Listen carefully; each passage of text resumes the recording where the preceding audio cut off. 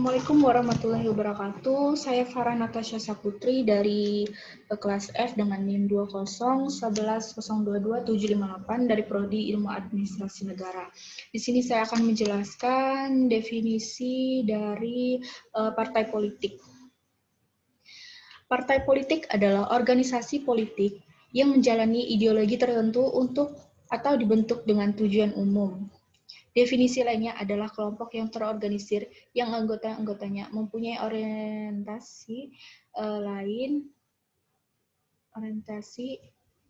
nilai-nilai dan cita-cita yang sama. Bisa juga didefinisikan perkumpulan segolongan orang-orang yang seasas, sehaluan, setujuan di bidang politik, baik yang berdasarkan partai kader atau struktur kepartaian yang dimonopoli oleh sekelompok anggota partai yang terkemuka, atau bisa juga didasarkan partai massa, yaitu partai politik yang mengutamakan kekuatan berdasarkan keunggulan jumlah anggotanya.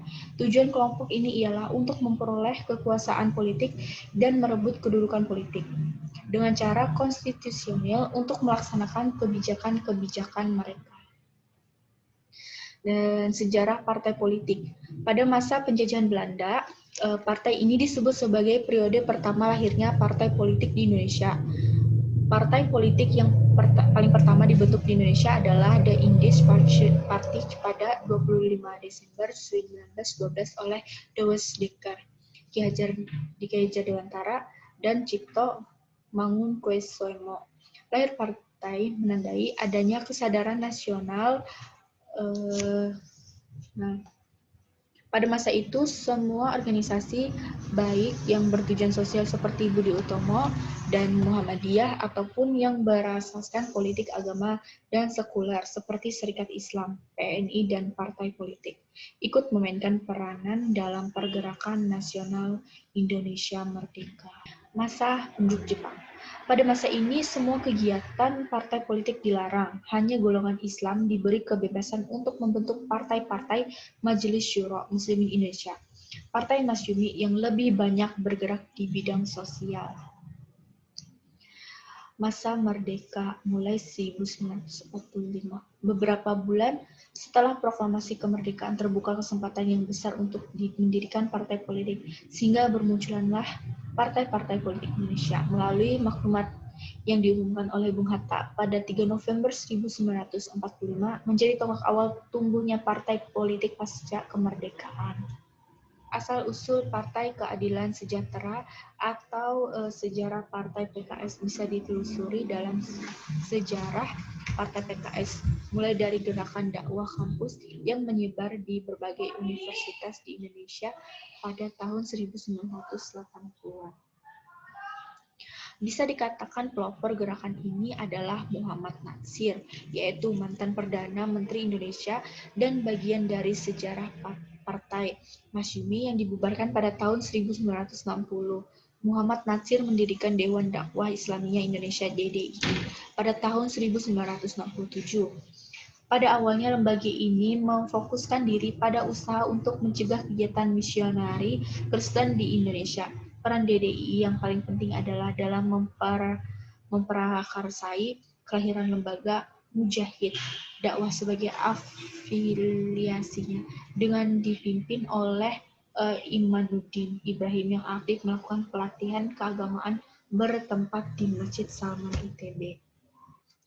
Pendirian Partai Keadilan. Berbagai faksi dan kubu di dalam LDK kemudian sepakat untuk membentuk Forum Silaturahmi Lembaga Dakwah Kampus FSLDK pada tahun 1986. Sejarah Partai PKS dimulai ketika FSLDK mengadakan pertemuan berkala setiap tahunnya. Pada pertemuan tahunan ke-10 di Malang tahun 1998, momentum tersebut dimanfaatkan untuk deklarasi kesatuan aksi mahasiswa Muslim di Indonesia. KMMI yang dipimpin oleh Fahri Hamzah muncul sebagai salah satu organisasi yang paling vokal dalam menyuarakan tuntutan reformasi melawan Soeharto. Tidak lama setelah mundurnya Soeharto pada tanggal 21 Mei 1998, para tokoh KMMI mempertimbangkan pendirian sebuah Partai Islam. Partai tersebut lalu dinamakan Partai Keadilan (PK). KMMI dan PK menyatakan dengan tegas bahwa tidak memiliki hubungan formal, walaupun para tokoh elit KMMI berkontribusi dalam pembentukan sepak terjang PKS pada pemilu. Dalam sejarah Partai PKS, dengan bergantinya nama PK menjadi PKS, maka hal ini memungkinkan untuk kembali mengikuti dan berkompetisi pada pemilu legislatif 2004. Kali ini PKS mendapatkan total suara atau sekitar 7,34% dari total perolehannya suara secara nasional, sebanyak 45 dari 550 kursi yang merupakan pencapaian luar biasa. Dengan demikian, PKS berhak mendudukan wakilnya di DPR dan menduduki peringkat ke-6 untuk partai dengan suara terbanyak setelah Partai Demokrat. Presiden PKS Hidayat Nur Wahid kemudian terpilih sebagai Ketua MPR dengan 326 suara, mengalahkan Sucipto dari PDIP yang mendapatkan 324 suara. Jabatan Presiden ke PKS kemudian dikerahkan kepada Tifatul Sambiring yang juga seorang mantan aktivis kampus dan pendiri PKS. Presiden PKS setelah Tifatul adalah Lutfi Hasan Ishak, Anies Mata, dan Muhammad Sohibul Iman. Saat ini Ketua Fraksi PKS di DPR adalah Jazuli Juwaini. Sekretaris Jenderal Mustafa Kamal, Ketua Majelis Syuro Salim Sagaf Al-Jufri,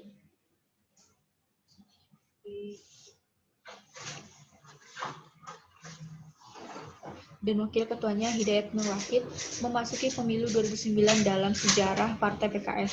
Mereka meningkatkan pencitraannya sebagai partai terbuka, mengambil hikmah dari kegagalan PK yang dianggap terlalu tertutup sebagai parpol, misalnya dengan menampilkan sosok wanita tidak berkerudung anak-anak pang pada iklan-iklan partainya.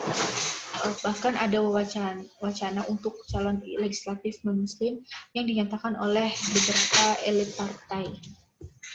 Berbagai usaha kampanye masih PKS ini berhasil meningkatkan dukungan elektoral di beberapa wilayah yang sebelumnya tidak menjadi basis PKS di Jatim, Jateng, dan Sulteng. Akan tetapi di sisi lain, kampanye tersebut justru menjadi bumerang bagi PKS karena seluruh basis harakah yang menopangnya justru menyetujui isu-isu eksklusif tersebut.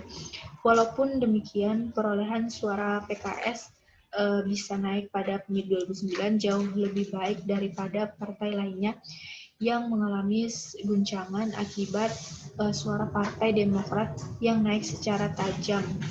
PKS mendapatkan 57 dari 560 kursi atau sekitar 7,88% dan menjadi urutan 4 dari partai suara terbanyak. Sedangkan pada pemilu 2014, PKS mendapatkan 40 kursi dari 560, mengalami penurunan suara dengan 6,79% dan 17 kursi menempati urutan ke-7. Menjelang pemilu 2019, dalam sejarah dari partai PKS, mereka harus berkoalisi dengan partai lain untuk memenuhi ambang batas pencalonan presiden sebesar 20% untuk kursi DPR atau 25% dari suara dan sah nasional. PKS masih setia sebagai parpol oposisi bersama Gerindra, sehingga kerap diprediksi bahwa keduanya masih akan berkoalisi. Di Pilpres 2019, PKS telah resmi ditetapkan sebagai peserta pada pemilu 2019 dan mendapatkan nomor urut 8. Sekian dari saya. Wassalamualaikum warahmatullahi wabarakatuh.